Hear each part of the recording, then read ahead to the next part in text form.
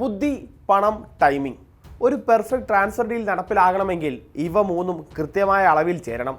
ഇക്കുറി അത് കൃത്യമായ അളവിൽ പ്രയോഗിച്ചവരുടെ ലിസ്റ്റ് എടുത്ത് നോക്കിയാൽ ടോപ്പ് നെയിംസിലൊന്ന് ബാഴ്സയുടേതാകും. കഴുകന്റെ കണ്ണും ചീച്ചപ്പുലിയുടെ വേഗവും വേണ്ടെടുത്ത് ഒച്ചുയും വേഗത്തിൽ ബാർസ നടത്തിപ്പോന്നിരുന്ന സമീപനം പലപ്പോഴും വലിയ വിമർശനത്തിന് ഇടയാക്കിയിരുന്നു.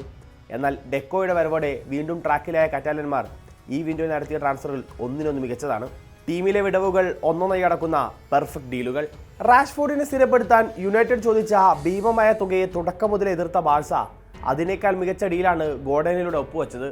സമാനമായ പ്രൊഫൈലുള്ള ഇരുവരെയും കമ്പയർ ചെയ്യുമ്പോൾ ഗോർഡൻ ബാർസക്ക് ഒന്നുകൂടി മികച്ച ഓപ്ഷനാണ്. പേസും ആക്സലറേഷനും ഒരുപോലെ യൂസ് ചെയ്യുന്ന ഗോർഡൻ ഒരു ക്ലിനിക്കൽ ഫിനിഷറെ പോലെ ഗോൾ നേടാൻ പോകുന്ന താരവുമാണ്. ഇടത് ഫ്ലാങ്കിൽ റഫീന കഴിഞ്ഞാൽ അതേ ടോണിൽ തന്നെ കളിക്കുന്ന ഒരു താരമായി ടീമിന് ഗോർഡനെ ഉപയോഗപ്പെടുത്താം. കരീം അഡേമിയുടെ ട്രാൻസ്ഫറും അതുപോലെ തന്നെയാണ്. ലമീനമാർ അടക്കി വാഴുന്ന വലത് വിങ്ങിൽ ഒരു പേസി ബാക്കപ്പ് ഓപ്ഷനായാണ് ബാർസ ജർമ്മൻ താരത്തെ കൂടാരത്തിലെത്തിച്ചത്. ഡൊമസ്റ്റിക് ടൂർണമെന്റുകളിൽ രണ്ടാം നിര ടീമിനെ ഇറക്കുന്ന ഒരു പതിവ് സ്പാനിഷ് ടീമുകൾക്കുള്ളതാണ്. ഈ സമയം അക്കാദമി താരങ്ങളെ കാര്യമായി ഇറക്കുന്ന ശീലം ബാർസക്കുണ്ടായിരുന്നു. അപ്പോൾ ഫ്ലിക്കിന് തന്റെ ടാക്ടിക്സിൽ ചില മാറ്റങ്ങൾ വരുത്തേണ്ടി വരാറുണ്ട്. അഡേമിയുടെ വരവോടെ അതിനൊരു പരിഹാരമാവും. തന്റെ പേസി അറ്റാക്കിംഗ് ശൈലി പരിശീലകന് എല്ലാ മത്സരങ്ങളിലും തുടരാനാവും. ഗോളിയില്ല പോസ്റ്റിൽ ബാഴ്സ അടിച്ച ഗോളാണ് റോഡ്രി ഡീലെന്ന് നിങ്ങൾ കരുതുന്നുണ്ടോ? എങ്കിൽ നിങ്ങൾക്ക് തെറ്റി. കൊടുങ്കാറ്റ് പോലെ അഞ്ഞടിക്കാൻ ഒരുങ്ങിയിരുന്ന റയലിനെ ഇടിമിന്നൽ പോലെ വന്ന് ഞെട്ടിച്ച മൂവായിരുന്നു ബാഴ്സ നടത്തിയത്. പെർഫെക്റ്റ് ടൈമിന് കിട്ടിയ പെർഫെക്റ്റ് റിവാർഡ്. ഡിയോങ്ങിന്റെ സാന്നിധ്യത്തിൽ ടീമിന്റെ ടെമ്പോ കൺട്രോളറായും ടീമിന്റെ മൊമെന്റം മെയിൻറ്റെയിൻ ചെയ്യാൻ വേണ്ടി ഒരു സെന്റർ ബാക്കിന്റെ റോളിലും റോഡ്രി ബാർസക്ക് ഗുണം ചെയ്യും. 2022 ലോകകപ്പിൽ സ്പെയിനിനൊപ്പം പ്രോപ്പർ സെന്റർ ബാക്ക് റോളിൽ റോഡ്രി കളിച്ചിരുന്നത് നമുക്ക് ഓർമ്മയുണ്ടാകും. ഡ്രസ്സിംഗ് റൂമിൽ ഒരു കമാൻഡിംഗ് പവറുള്ള ക്യാപ്റ്റൻസി മെറ്റീരിയൽ പ്ലെയറെ കൂടി ഡെക്കോയും സംഘവും റോഡ്രിയിൽ കണ്ടിട്ടുണ്ടാവുമെന്ന് തീർച്ച. ഇതുവരെ നമ്മൾ പറഞ്ഞത് മുമ്പ് പലതവണ കേട്ട ചർച്ച ചെയ്ത ഡീലുകളാണ്. എന്നാൽ ഇന്നലെ രാത്രി ആരും പ്രതീക്ഷിക്കാത്ത ഒരു കൂടുമാറ്റം ബാഴ്സയിൽ നടന്നു.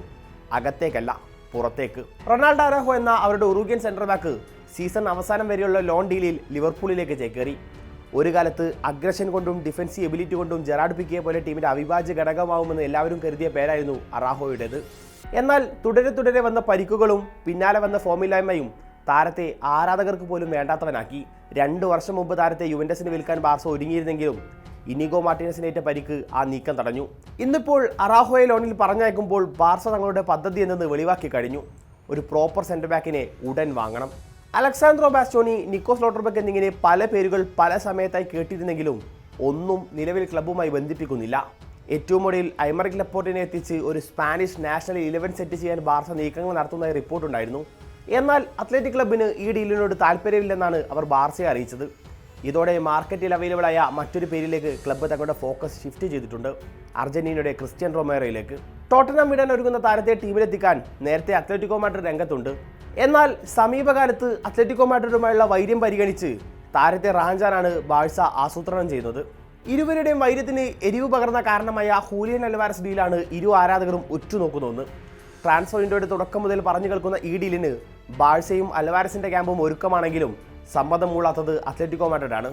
ഓൾറെഡി ടീം വിടാൻ സോർലോത്ത് പദ്ധതികൾ ഇട്ടിരിക്കുന്ന ഈ സമയത്ത് അൽവാരസിനെ കൂടി വിട്ടു നൽകാൻ ക്ലബ്ബ് തയ്യാറാവില്ലെന്ന് ഉറപ്പാണ്. അതുകൊണ്ട് തന്നെയാണ് ആർക്കും തൊടാനാവാത്ത ഒരു ഭീമൻ റിലീസ് ക്ലോസ് ക്ലബ്ബ് താരത്തിന് മേൽ കെട്ടിവെച്ചിട്ടുള്ളത്.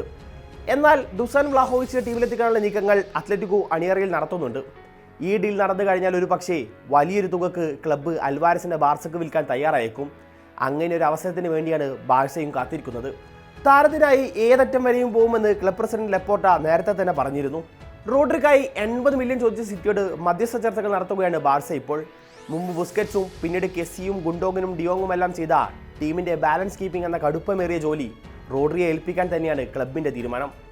അതിനായി ആഡ് ഓൺസ് അടക്കം 60 മില്യൺ വരെ ചെലവാക്കാനും ക്ലബ്ബ് ഒരുക്കമാണ്. ഈ ഡീൽ അതിവേഗം ക്ലോസ് ചെയ്ത് സീസണിന് മുന്നോടിയായി തന്നെ ഒരു സെന്റർ ബാക്കിനെയും ഒരു സ്ട്രൈക്കറെയും കൂടി ടീമിലെത്തിക്കാനാവും സ്പോർട്ടിംഗ് യൂണിറ്റിന്റെ നീക്കം. മാച്ച് ടൈം ഒരു കൺസേണായി പറയുന്ന വിംഗർ റൂണി വാഡ്ജി ടീം വിടുമെന്നിരിക്കെ സ്ക്വാഡ് സൈസും ക്ലബിനെ ബാധിക്കാനിടയില്ല. കിറ്റ്സുഗി എന്നൊരു പതിവ് ജപ്പാനിലുണ്ട്. പൊട്ടിയ മൺപാത്രങ്ങൾ സ്വർണം കൊണ്ട് വിളക്കിച്ചേർക്കുന്ന രീതി. കഴിഞ്ഞ കുറച്ച് സീസണുകളായി ഫ്ലിക്കും ലപ്പോർട്ടയും ഡെക്കോയും ചേർന്ന് ബാർസയിൽ ചെയ്തുകൊണ്ടിരിക്കുന്നതും സമാനമായ കാര്യമാണ്. പുതിയ സീസണിന് മുന്നോടിയായി ടീമിൽ വരാൻ സാധ്യതയുള്ള മാറ്റങ്ങൾ എന്തൊക്കെയാണ്? പുറത്തേക്ക് പോകുന്നവർ ആരൊക്കെയായിരിക്കും? പുതുതായി വന്നു ചേരുന്നവർ ആരൊക്കെയായിരിക്കും? നിങ്ങളുടെ ചിന്തകൾ പങ്കുവെക്കും.